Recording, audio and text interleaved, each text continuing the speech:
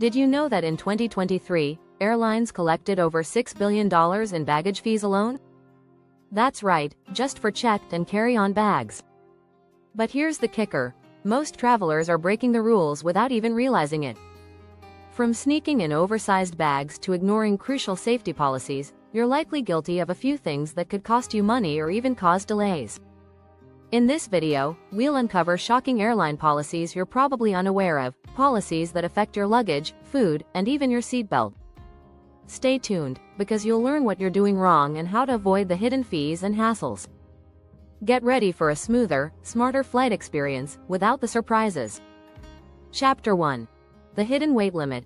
How your carry-on could cost you. When you think about packing your carry-on, you probably only consider the size, not the weight. But did you know that the weight of your carry-on could be the reason you're paying extra fees?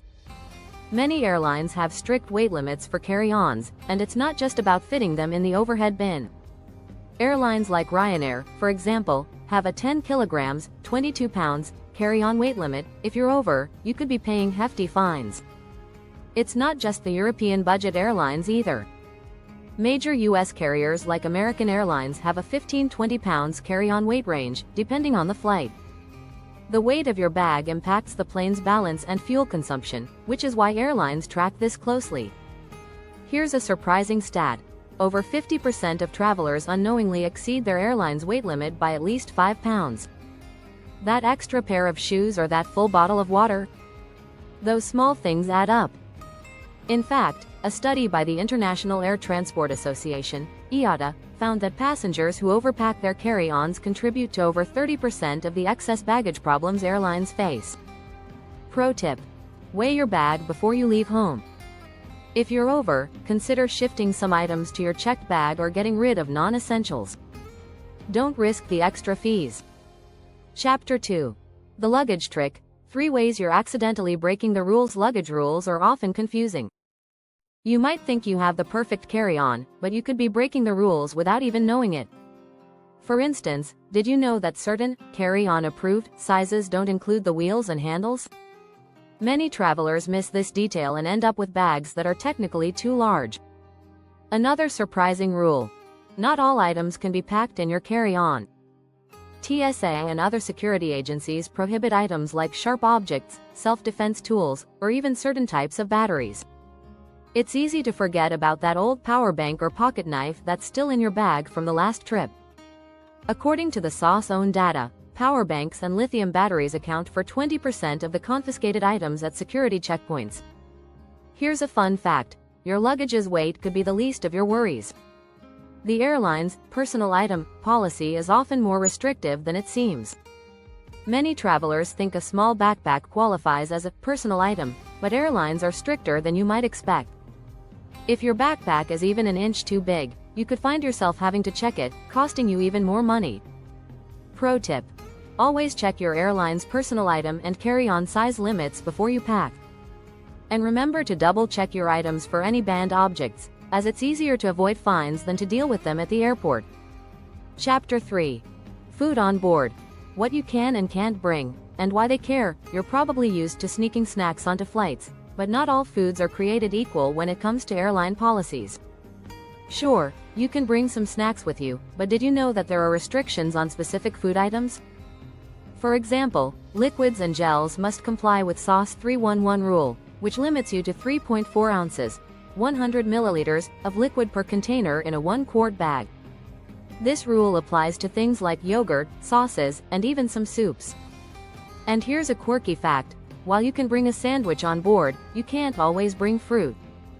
Many countries have strict rules about importing fresh fruits and vegetables, due to concerns over pests and diseases. In fact, over 10 million pounds of fruit and vegetables are seized at U.S. airports every year because of these restrictions. But it's not just about what's allowed, it's also about how it's packed.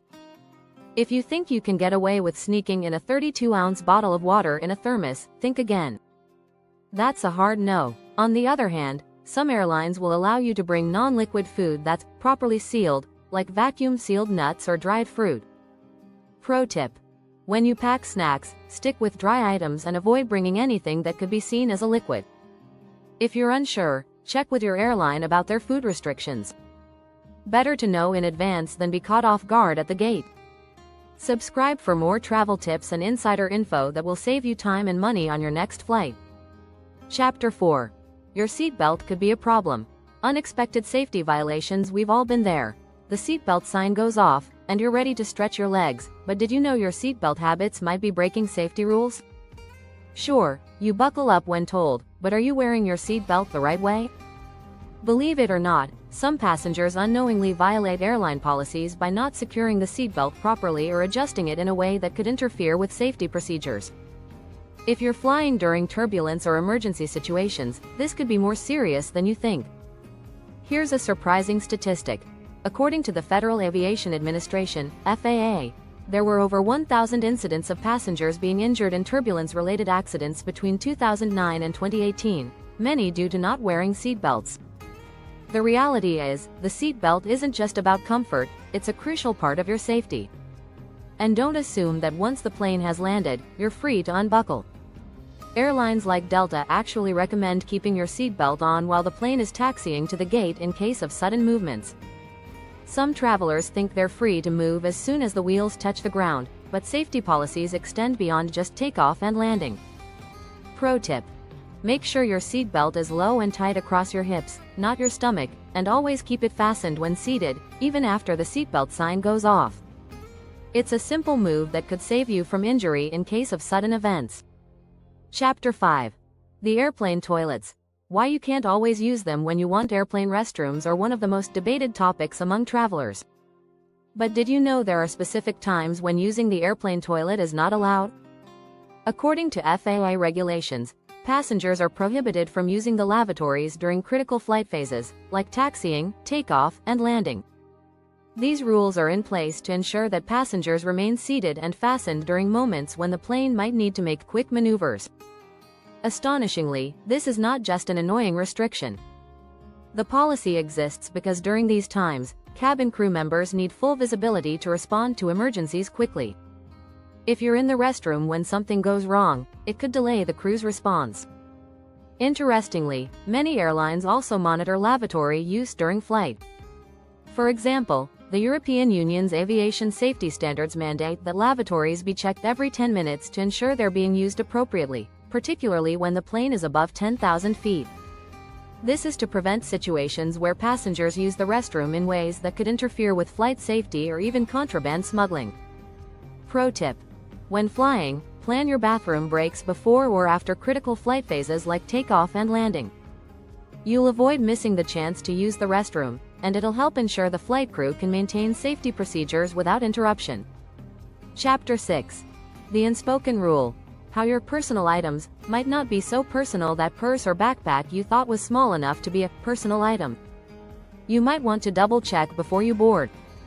Airlines are stricter than ever about what qualifies as a personal item. According to a 2023 survey, 37% of travelers unknowingly violate personal item policies because they think any small bag will suffice. But airlines like Southwest and United have clear dimensions for personal items that often go unnoticed by the average traveler. For instance, Southwest Airlines' personal item policy only allows bags up to 16 by 13 by 8 inches. If your backpack is a bit larger, you might find yourself having to check it in, which could mean paying extra fees. And it's not just about the size, the weight also matters. While it's not always enforced, the reality is, heavier personal items could cause airlines to question whether they're in line with safety regulations, especially in tight seating arrangements. Did you know that the personal item rules came about because of overcrowded flights? With airlines now charging for carry-ons, the goal is to reduce overhead bin congestion. The personal item policy was created to keep smaller items under control and prevent everyone from filling the bin with their bags. And here's a fun fact. If you're carrying a personal item, like a camera bag, that doesn't necessarily get a pass.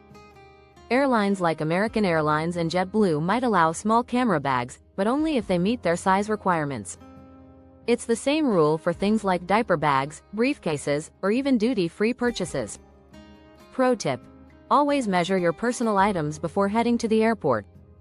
You can save yourself from unwanted fees or the hassle of having to check a bag that should have been allowed in the cabin. Subscribe for more tips and hacks that will make your travel experience stress-free and wallet-friendly.